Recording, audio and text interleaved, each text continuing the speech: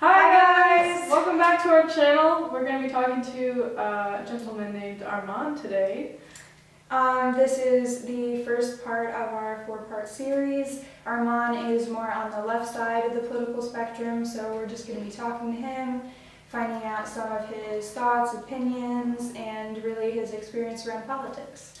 Yeah, and he brought a lot of good ideas to the table, so make sure to keep watching to hear those. And he will be back in about 3 episodes to talk to the rest of our guests all together. So stay tuned for that. And let's head on. Yep.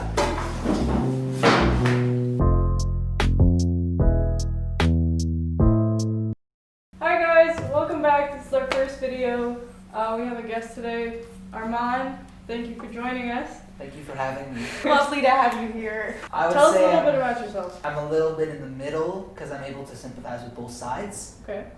But I do lean a little more to the left.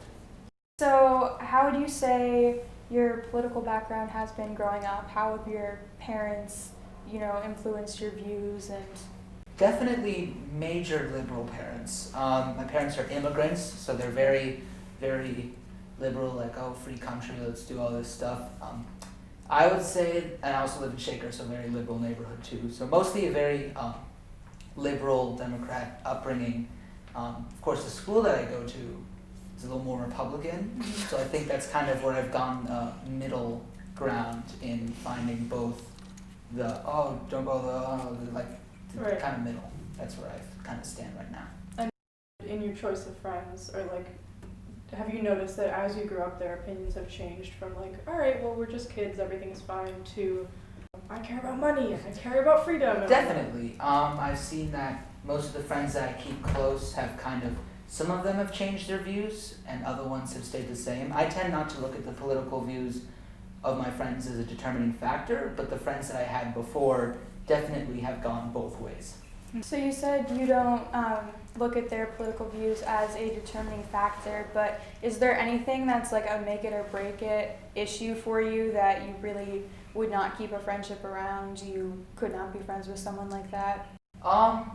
Yeah, there's certain moral things that my family, of course, is ingrained, so there's certain things that just, when they aren't right, that you're just supposed to just stop and be like, that's not exactly right, moral boundaries. But I definitely think that both sides have places where the morals can get a little fuzzy on both sides. I'm still more of a left-leaning person, but I'm able to really understand why Republicans or right people would say what they say. Running off of neutrality between both sides, what are some things that you would identify as being different from Republicans or conservatives, people? Probably some views on police brutality, views on immigration. Those two correlate a lot right now, at least in the southern border. What is your viewpoint on the government's responsibility for controlling their border patrol agents? Well, on the one hand, these people are trying to flee, in their sense, a dictatorship or a form of government that they don't want to be at, and they cross the border in order to get a new life. And in that case, the government should really help them succeed in that instead of deporting them back to where they came from. Because in reality, these people don't just want to take your jobs. They want to live a better life. It doesn't matter whether you are there. They just want to have a better life for themselves. They don't really care about you.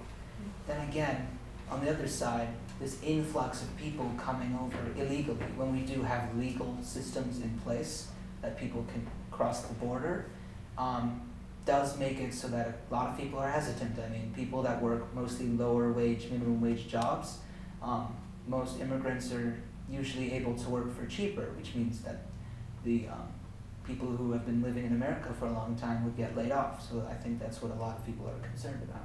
I think one of the main counterpoints to the immigrants taking our jobs is that if you put aside the actual economic value of their payment and their salary and everything, it's usually, I think, overpowered by personal beliefs. So Maddie works at my restaurant for 30 years and then someone comes in and says, I'll work for $5.75 contrary to her $8.25. You know, I have a relationship, I have this. I think there's a line that some people, at least who are able to kind of under the counter pay these illegal immigrants, that they won't cross. Yeah. And definitely some of the industries that they are employed in are ones that are mostly sustained by the illegal immigrants themselves, and like the agriculture business and the people that come over like seasonally to help with that and are employed, they are not competing with Americans for those jobs, and there's really no standard of like a minimum wage for that. Like, yes, they are paid under minimum wage, but they're not competitively like going under a certain number to get those jobs. People have said like if illegal immigrants didn't come into the country, the agriculture industry, like especially in like California, it would not be sustainable, and it's one of the fastest growing industries. So again, there are some violations there with like you really shouldn't be paying people that little, but they'll take the jobs, but we need them to take the jobs, so it just lots of reform needed all around. You had mentioned the legal aspect of it, and circling back to the ICE, there's basically what they're doing right now is the people will come in, and according to international law, you must be in the country that you're demanding asylum for to ask for asylum, and then from there you can go through the whole legal process. But what's happening now is that people are being caught and taken to concentration camps before they can actually declare asylum. And I think that's something that a lot of people have not really paid attention to when describing, oh, they're not obeying the legal laws and the process. But on that topic, the two presidential candidates right now, based off of minimum wage and immigration, they have very different opposing views. What candidate, had you been able to vote, would you be siding with in this election? In this election, Biden definitely. What would be the contributing factors to that? Just basically his policies and things that he would be willing to get done during the Trump campaign or during his presidential. Not really much has happened, and it's kind of all the times, I believe that this is one of the most important elections in our history of the country. So I believe that Biden would be a little more prepared to approach things like climate change and like police reform. And everyone usually makes the argument that Biden's been working there for 47 years, why hasn't he done anything? And to that I say, America 47 years was very different back then. Things change and people change, and maybe he said a couple racist things back then, maybe. But the thing is, he's not saying them now, unlike our president. Has said them and Continues to say them and will continue to say them in the future.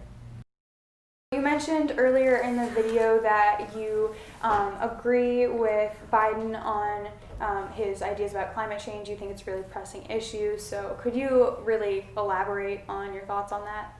Yes, climate change is the most pressing issue of our generation, of our world actually, and that's why I believe that this election is the most important one that we've ever had, more important than all the other ones combined. Because this one determines whether we are able to live on our planet rather than social issues. So do you think that individual people have an obligation to do things to fight against climate change, or do you really think that, you know, compared to the huge corporations, we can't really do anything, so we should focus on pushing them to have more sustainable practices? I think it's a mixture of both. I think individual people have to learn to start recycling, to start getting hybrids and electric vehicles, to start maybe getting solar panels installed, stuff like that they can help. And corporations, they just need to stop emitting carbon things.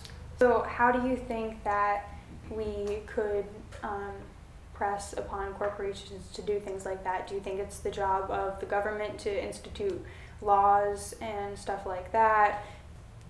Yes, the government should institute laws, because boycotts for those corporations would not work in this scenario. We were talking about reform. So in terms of like police brutality issues, do you think the system needs reform? Do you think it needs a complete overhaul? I know some people are saying things like abolish the police. So would you go that far, or are there just specific reforms you think need to be put in place, and if so, what are they? No, I do not feel that the police should be abolished. I do not feel that these terms are helping the Democratic Party in any way.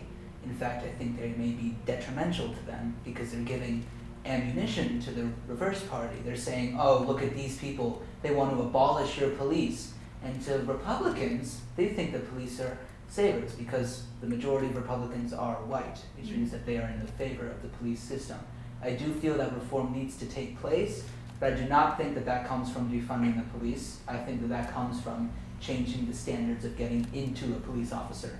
And unfortunately, knowing the past record of the United States, I do not think that you will ever reach a society that is not racist at all, or that is not systemically corrupt at all, because that's not possible based on our country, how it was raised. In the idea of a less intense natural selection process, the people that are for the people could rise to positions of power and positions of change and bring about what we need. Of course, there's always going to be a group that disagrees and is inherently against society's changes, but I myself wouldn't put it all the way to that we will never reach a anti-racist country. I feel that unfortunately our country does have a lot of ethnic backgrounds. What that means, unfortunately, is that we will never be recognized, or we will never recognize ourselves as one full nation. Look at places like Sweden, or England, or Germany.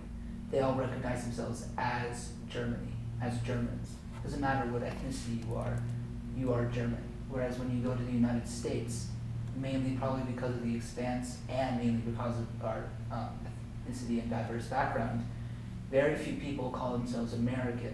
Very few people call themselves as a part of a singular group. And in part, I think that's what contributes to police brutality.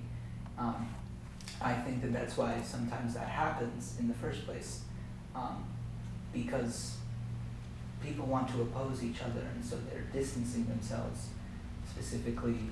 And when one group holds the power, then they're going to want to exert it on the group that's distancing themselves. Maybe not at the exact beginning, but it's been like the Great American Melting Pot. Part of our not primary foundation, but our secondary foundation is that we are a country built on immigrants.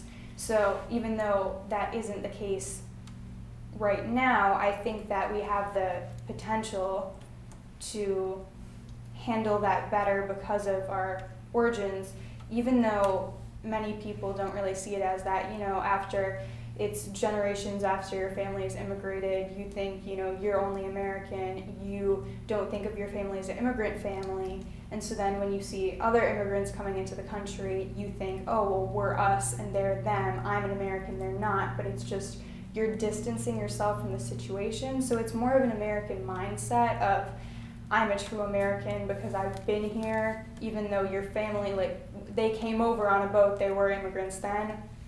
So, and I think even now they're kind of understanding, you'll see Instagram bios where they'll have the German flag and the French flag, and rarely have I ever seen an American flag. And I think that really signifies, one, that there is no specific nationality or general culture, you could say, of America that would differentiate it from a specific family in Germany or France.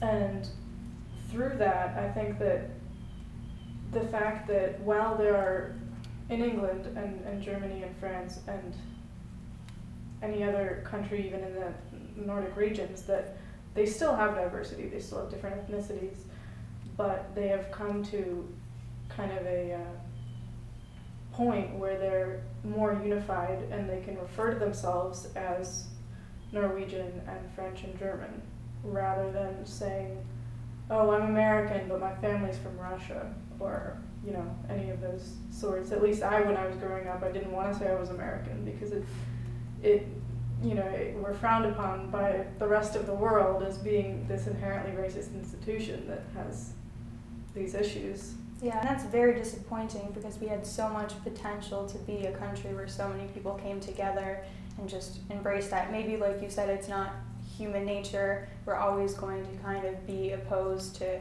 things that are uncomfortable or different from us, but I would say that if we had a head start in that regard, we lost it, but it doesn't mean that we can't still come back in the future with more really foundational learning about these kinds of things, like in schools and taught to children, because it's definitely not in like the education system now.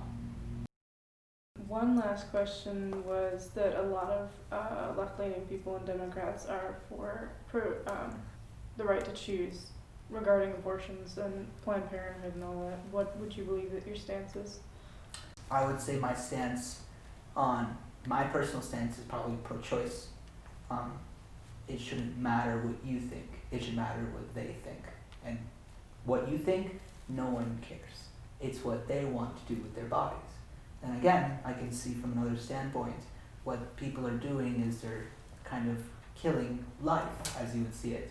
And there's a very hard time to distinguish where life begins in the cycle. Some people say it's the beginning, some people say it's the very end. And because that's such a divisive issue, I think that's why this abortion is such a hot topic. Because people say, oh no, life doesn't exist then. But other people say, yes, life exists then. And basically the bottom line is, no one cares what you think. There's a difference between life as in bacteria cells and conscientiousness. And I think there's a really strong line between those two. And as someone who sees that a lot of pro-lifers are kind of for small government, I am surprised at the fact that they don't agree that the government should not have control over someone's bodily autonomy.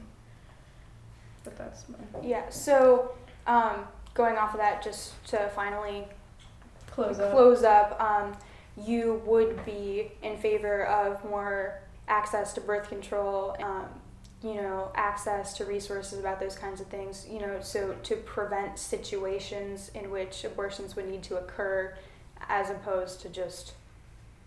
Yes. Okay, good to hear. Love to see it. Thank you. Thank you for coming and joining us. Yeah, I think we had some very nice conversations here today.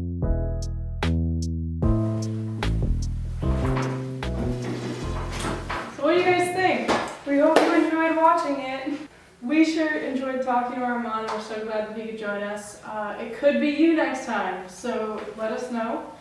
And for the rest of you, we hope that you'll continue on watching the rest of this series we're making, and we'll see you soon. So thanks for tuning in. bye.